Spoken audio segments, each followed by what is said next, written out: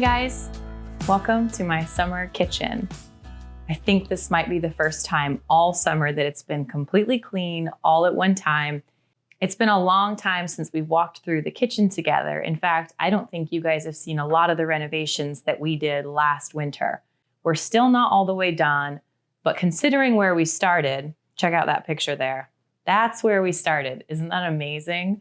We've come a long way in this kitchen. I think we're about 4 years into this renovation now. So a lot of time and effort has gone into making it look like its rustic, original self, I like to think.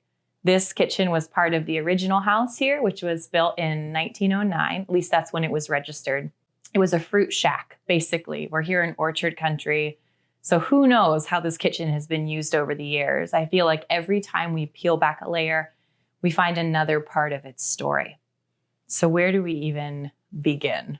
So when we started our renovation 4 years ago, we originally just started with peeling back all of the cabinets, taking out the carpet, taking out the subfloor, and just exposing it basically as far back to its bones as we could.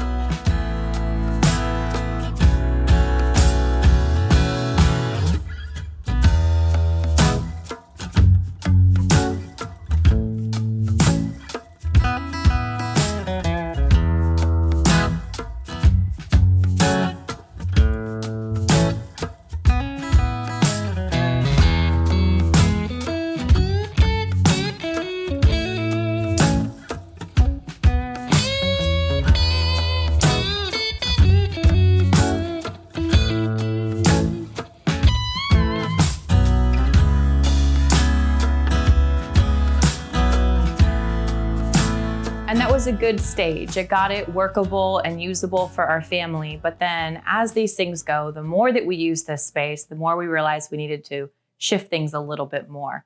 So we put the stove back to where it originally was when we moved into the house. And that meant getting to bring in this awesome workbench. So this table right here actually came from the flower shop that I worked at for a decade. It's where I fell in love with flowers. So every time that we use something on this, I get to remember that. This is a pretty special table. The other major thing that we did was we put in our little arch door, which you can kind of see behind me. This was not original to the house, but we really wanted to add that architectural interest to the space. And then of course we made the windows bigger because those were really small when we moved in. Both of these windows look out over the gardens, and we wanted to be able to see that and feel as part of that as we could.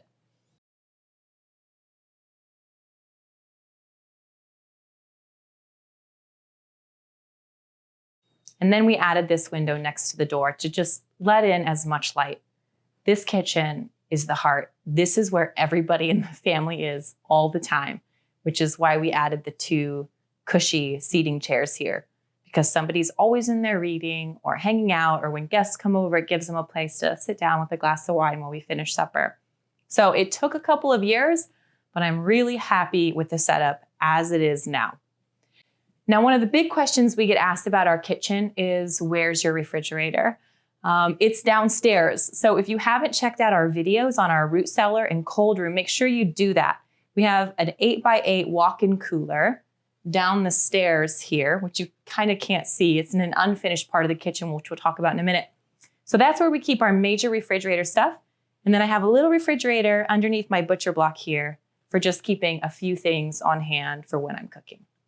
A major piece that we get asked about in our kitchen is our range. So this is a LeConte range. It's a French-made range. And we saved up for this oven for about 2 years and then waited another 7 months for it to be made and imported. So this stove in many ways is a labor of love. I know that this kind of investment wouldn't make sense for a lot of people, but for us, we would rather have this than a new car. And so that's what we chose.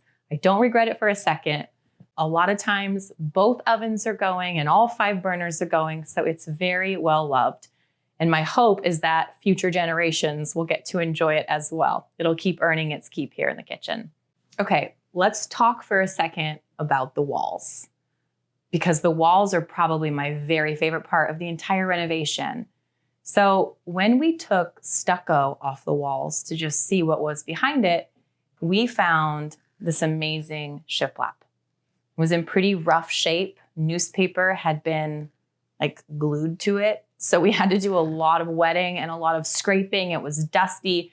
It hadn't seen daylight in a very long time. After all that dusty, nasty work, I filled the lines between the shiplap with some joint compound. And then after that dried, we sanded it off and did a clear coat of polyurethane on it to protect the wood. And this is the results. And I love it. It's so imperfect. There's weird little spaces and gaps everywhere. There's nail holes everywhere. But it gives it, I mean, this is the bones of the original kitchen. This is literally as far back as you can go before you're outside. So in a way, it's kind of becoming reacquainted with the kitchen that was here. And I love when I'm looking at this wood, I'm looking at wood that the original owners would have seen. The same goes for this wall behind me. This was all hidden behind stucco. And so taking that off was horrible. If you guys have ever pulled like the chicken wire and all the plaster down, it was so heavy and so disgusting. And poor Stuart had to do all that work and it was horrible, but the results were very much worth it. There was one wall that we weren't sure had that tongue and groove behind it. And so what we decided to do instead was to wallpaper. I get a lot of questions about this wallpaper. I got it from a place called Wallpaper Warehouse, and it's called French Marigold. You can find it online if you want to check it out. I am not very good at wallpaper, but we did our best. And we actually did this over the stucco that was here. So we didn't even bother taking that down. I love how it turned out. It's got this moody, metallic feel to it, which kind of counters the rough wood. I love how it plays together. One of the other things that we uncovered when we were pulling pieces of the wall down was this cabinet that's behind me. So this had, what's it called? This had sheetrock on the front of it and then plaster over that. And when we took that down, we found this built-in cupboard behind, which is great because we took all the cabinets down. We're looking for storage in different kinds of places. So this is where I keep a lot of my just cooking grains and spices and cast iron skillets and things like that. It was a really good find, and I think it adds to the character of the kitchen. Probably the biggest project that we did in the kitchen, besides ripping down all the stucco, was putting in a new floor.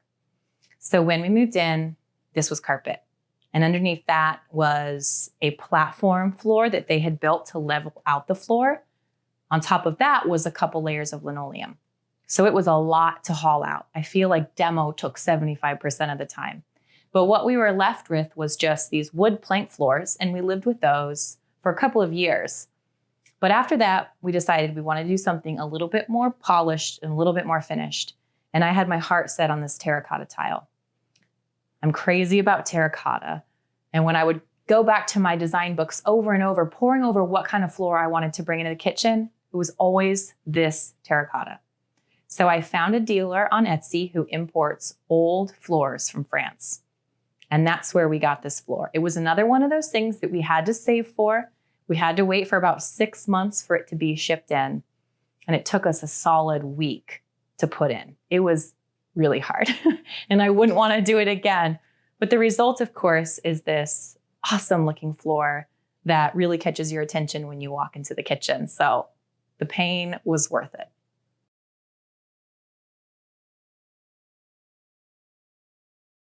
As it goes with our projects, there are still a few things that we need to finish up. But of course, so behind me, you can see on the ceiling where there was originally 2 walls there. We took those down and exposed the staircase that goes down to the root cellar. We're up and down those stairs a couple of dozen times a day going down to the cold storage room. It's unfinished. And so we are going to hire somebody to come in and finish all that up, do the stucco to match. We're going to extend the wallpaper all the way down to the hallway and then hang another little cute French chandelier over the stairs. So there's still some work to be done there, but it's on the list. And then we got this beautiful little Yodel fireplace. This is a cold and drafty kitchen. So remember how I told you we took the walls back? Well, between those walls and the stucco outside is some old newspaper, which they used to use for insulation, and it's all sunken down. So it gets a little drafty in here in the wintertime. So to counter that, we brought in this little Yodel stove that I got off of Craigslist, and this is going to serve us through the winter when it's a little chilly in here. So now we just need to get that piped in. And after those 2 main projects are finished, I think the kitchen will almost be complete. It's never going to be perfect, but that's just the way it goes, especially when you're doing it yourself. All that's to say, a lot of work, a lot of love. One of the greatest compliments I ever got about this kitchen is that it couldn't be anybody else's but mine. And that's what I hope for. I hope that it's a reflection of me and of our family and of our farm and the way that we use this kitchen, because this is where we live. This is our life. This is where we cook and live out our days. So it's a beautiful place to spend it. I hope your guys' kitchens are thriving this summer. I know there's a lot of work to be had, especially if you're preserving food like me, but I can't imagine a more beautiful place to do it with just full hearts of gratitude for all that we have this season. If you're not yet subscribed to our channel, make sure you do that below. And if you want to hear me talk about design and ramblings of farm life and homemaking, be sure to check out my podcast, Homemaker Chic Podcast. Cheers.